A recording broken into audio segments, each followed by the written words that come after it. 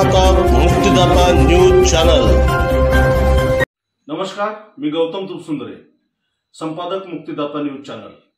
नुकत्याच महाराष्ट्र विधानसभा निवडणुका पार पडल्या। 20 नोव्हेंबर रोजी ह्या निवडणुका झाल्या आणि लगेचच 23 तारखेला मतमोजणी झाली। या मतमोजणीमध्ये काही कुठं खुशी झाली, कुठे गम झाला, कुठं आनंदी वातावरण झालं, कुठं दुःखाचं वातावरण झालं। तर या मतदानामध्ये काही गंभीर विषयही पुढे आले।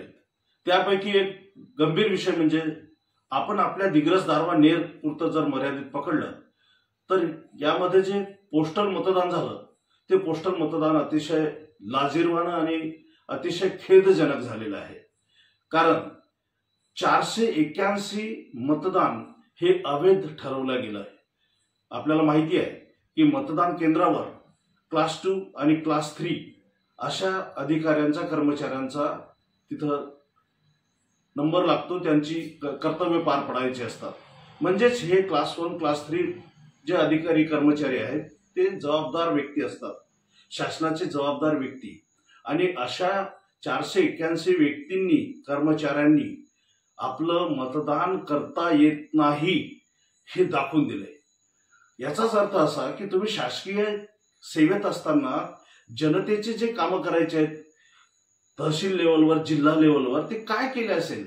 जर तुम्हाला मतदान करता येत नाही तर तुम्ही जनतेच्या कार्यात कितपत योग्य आहात याची शासनाने दखल घेतली पाहिजे।